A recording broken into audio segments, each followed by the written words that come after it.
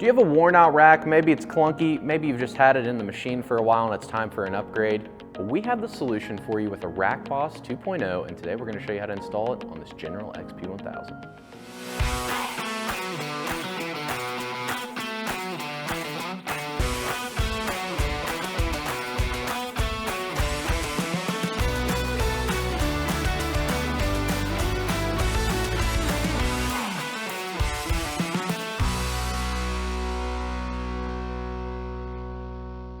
What's up, everybody? Welcome back to Grease the Wheels. I'm Braden Adams, this is my garage, and today we're going to be showing you how to install SuperATV's RackBoss 2.0 on this Polaris General XP1000. Here's the tools, let's get right to it.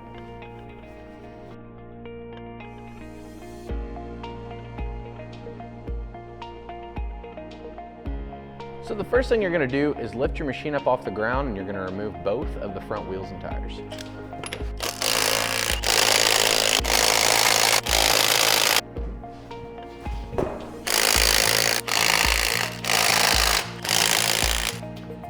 Okay, you're gonna go ahead and take an 18mm socket and remove the tie rod end from the knuckle.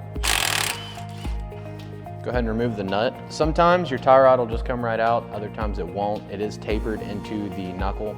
So what I like to do is take two hammers. You're gonna lay one hammer right on the material of the knuckle, and then the other one you're gonna smack the hammer with. Whenever you do that, it's gonna free it up and it's gonna come loose.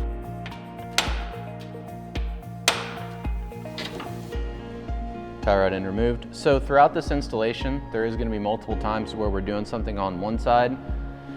You're going to want to repeat those steps on the opposite side. And there's going to be a few things that we're going to do just to better show you what we're doing for the install. One of them is going to be completely removing the shocks.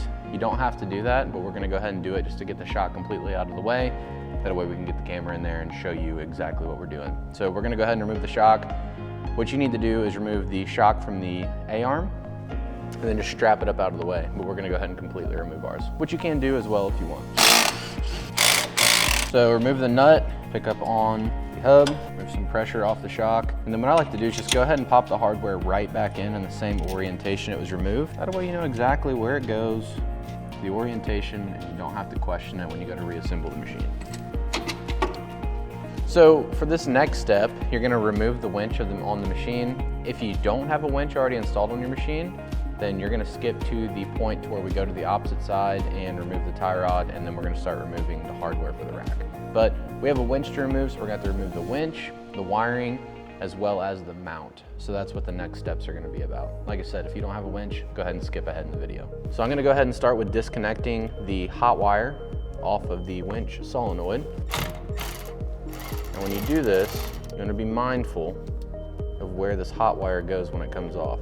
If you touch another wire or you touch the frame, it's gonna spark. So what I like to do is just grab it, pull it straight up off, and then pull the covering down over top of it. And then I like to throw a little bit of tape on it as well, just while we're working up in here. If I was to bump it or something of that nature, I know that it's not gonna arc off the frame and cause us any problems. So I'm just gonna tape that up, and I'm just gonna take it and loop it way up, out of my way, where I know I can't make contact on anything. Then go ahead and remove the ground wire. And this machine has a factory winch on it, so it's a little bit, I don't want to say more difficult, but it's not as easy as removing a SuperATV Black Ops winch. So the Black Ops winch, all you'd have to do is remove the two wires off of the winch, sit them out of the way, and you're in good shape. This one, we're gonna have some wiring connections we're gonna have to remove as well. So just a couple additional steps.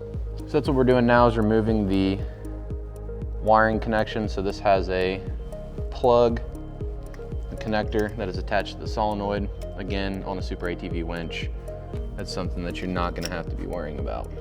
So we have that out of the way. Now I'm gonna go to the bottom of the winch where it mounts to the machine and go ahead and remove the 13mm bolts out from the mount that go into the winch itself. And I highly recommend using a ratchet wrench on this. Otherwise, you're gonna be sitting there for a minute trying to wrench these out, and this takes up a bunch of time. Now we're gonna head to the opposite side, remove the shock out of the way, disconnect our tie rod, and remove the winch hardware from that other side of the winch. Once you've got your hardware out of your winch, go ahead and remove the winch and winch mount from the machine. Then we're gonna start removing the hardware for the rack. Now we're gonna go ahead and remove the nuts off of the hardware for the rack and pinion. We're gonna remove the two that are together and then the one up top, and we're gonna leave one in so that way we can remove the steering shaft off of the rack easier.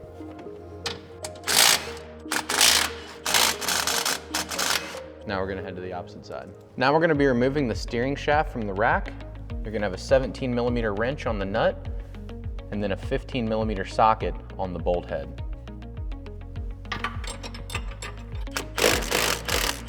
Once the nut's removed, go ahead and just pop the bolt out.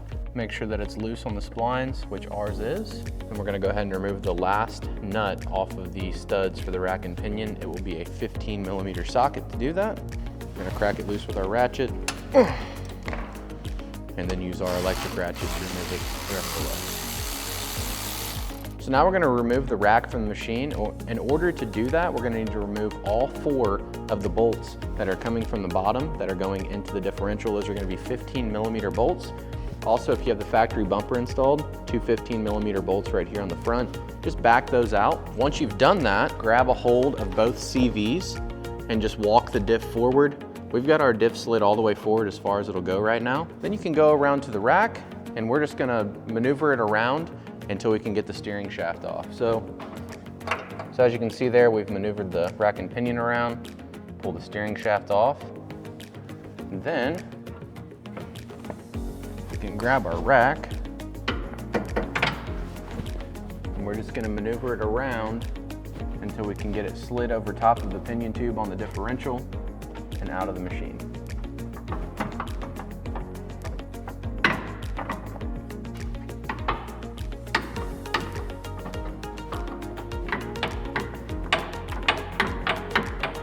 So at this point, you can remove the rack and pinion. It is pretty difficult to get it out. You're gonna have to wall it around.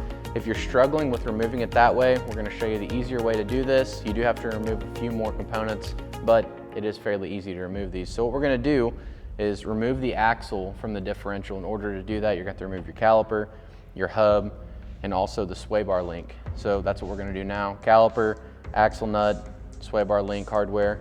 Once we do that, we'll pop the axle out of this side, go to the opposite side and repeat the same steps.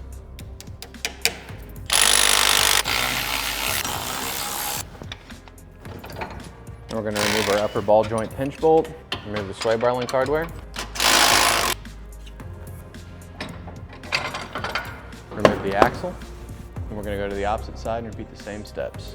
Now we're gonna go ahead and knock the roll pin out of the front differential. So this is gonna be going through the prop shaft. Knock it out. Then we're gonna undo the vent line and the wiring harness for the differential. And also, before you try to knock the roll pin out, make sure you throw a couple bolts back in the diff, otherwise you're gonna struggle with that.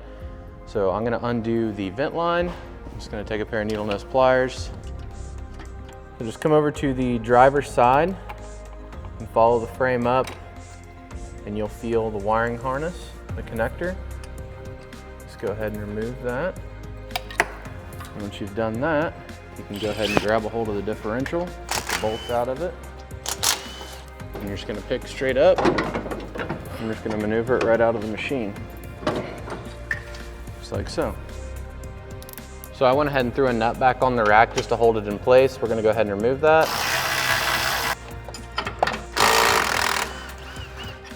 Now we can just go ahead and slide the rack right out of the machine.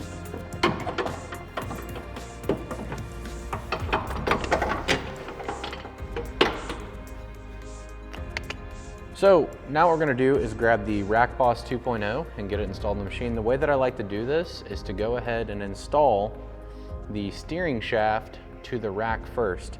But before you install the steering shaft to the rack, you need to make sure that the steering wheel is in the absolutely most straight position that it can possibly be in. If it is not, you are gonna be in trouble, and you're not gonna be able to have your steering wheel straight when you install this rack. So also, another thing, the SuperATV rack is centered from SuperATV. There's gonna be a paint mark on the shaft to the rack itself. You just wanna make sure that that's still lined up. Ours is, so what we're gonna do is take our rack, get it slid into the machine.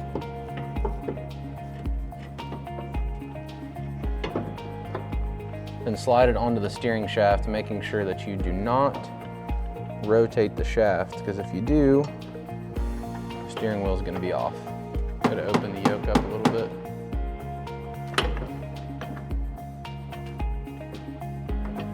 Once we have a rack slid onto the steering shaft, go ahead and reinstall your pinch bolt. And then before you start bolting the rack to the frame, go back in the machine and confirm that the steering wheel is still straight. Ours is. So now we're good to install our hardware. So on one side, you're gonna have short hardware. On one side, you're gonna have the long hardware. So on the driver's side, you will have the long hardware, which will be the M10 by 1.5 by 80 millimeter bolts. And on the passenger, you will have the 75s.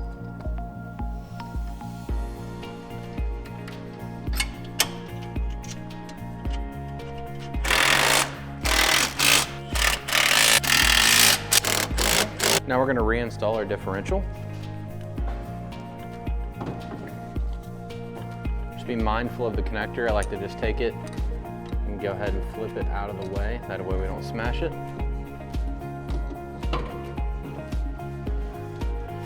And then as you start sliding this differential into place, you are going to have to line up the prop shaft.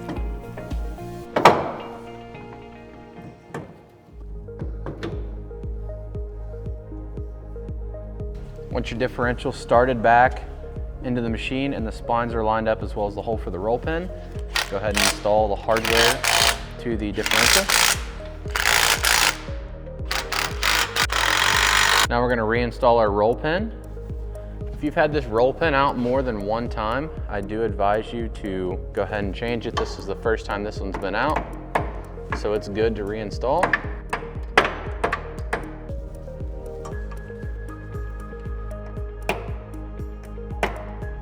Then we can go ahead and hook up our vent line, and then also plug our wiring harness back in.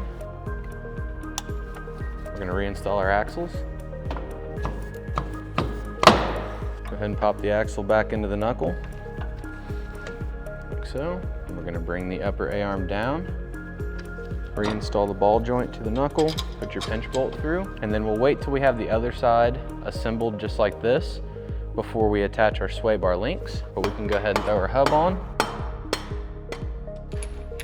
our washer on, castle nut, grab your brake caliper, go ahead and get it started back in position here. We'll go ahead and get the hardware started. All right, so now we have this side, everything's started, hand tight. We're gonna go to the opposite side and do the same exact thing.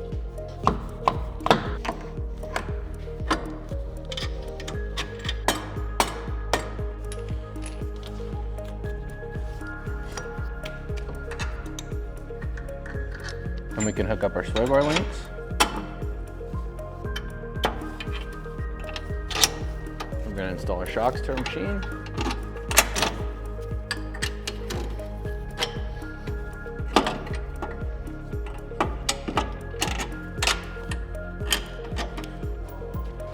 Now we're going to go through and fully tighten all of the suspension hardware for everything that we've previously removed and just reinstalled.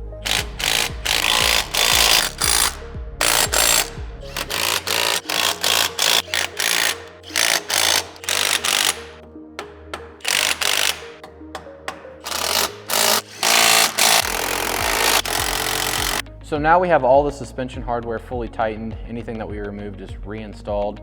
We need to grab our tie rod bar and thread it onto the inner ball and socket, which is on the rack. There's going to be an outer portion. The outer portion is going to have the flats, and the inner is going to be smooth. So take the inner and thread it on. What I like to do is thread these up about 3/4 of the way with the jam nut ran all the way in. And we're going to do the same thing with the outer tie rod now. So we're going to grab the tie rod in, thread it in about 3/4 of the way, and then we'll get our tie rod attached to our knuckle. So now we're just going to take our rod in, thread it in. This is going to be left-hand thread. And right now we know our rack is centered, our steering wheel is straight. What we want to do is get our hub basing it off of the rotor as straight as we possibly can.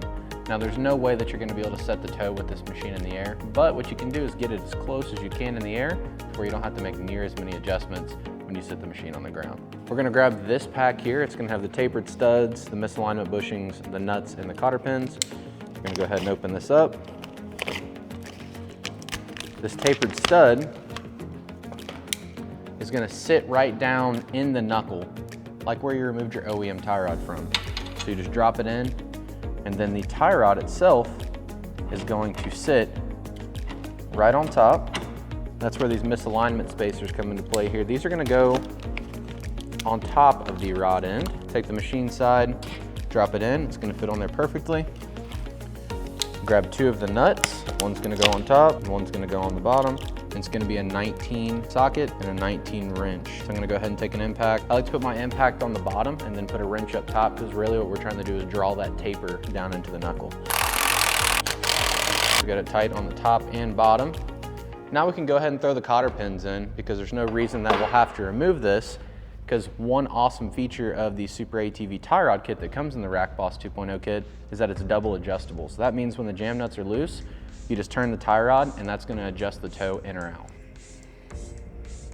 Now we're just gonna go to the opposite side and repeat the same exact steps. Now we're gonna reinstall the tires and then sit the machine on the ground to set the toe.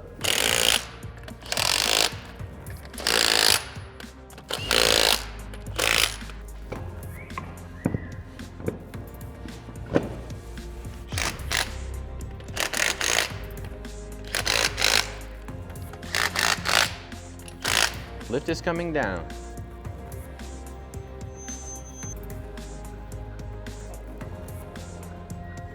So now that the machine sat back down on the ground, what I like to do is move the machine back and forth, as well as turn the tires side to side to ensure that the front suspension is fully settled.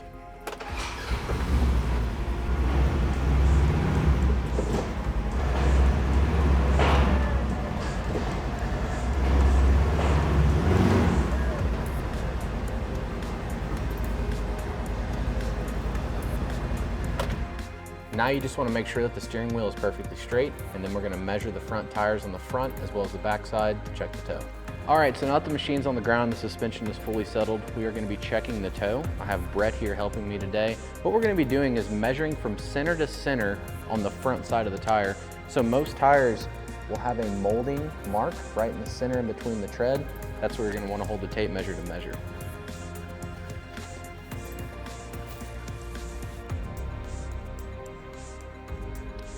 $14.85 on the front, and we'll do the same thing on the back side of the tire. And we are at $14.90. So we are just slightly toed in. It's within 5 millimeters. That's pretty good. I like to set these machines up as close to 0 as possible. Usually if it's within 5 millimeters toed in or toed out, you can lock the jam nuts down and you're good to go. Whenever you lock the jam nuts down, what you're gonna do is take a wrench and put it on the flat of the tie rod and then tighten the jam nuts. I also recommend, once you have the toe set exactly where you want it, to apply some sort of thread locker on the threads of the jam nut. So now that we have the toe set, our tie rods are locked down, that is all there is to it to install SuperATV's RackBoss 2.0 on this Polaris General XP1000. Be sure to check the description below to pick yours up today, and while you're there, drop a like, comment, subscribe. Thanks for watching, and we'll catch you on the next one.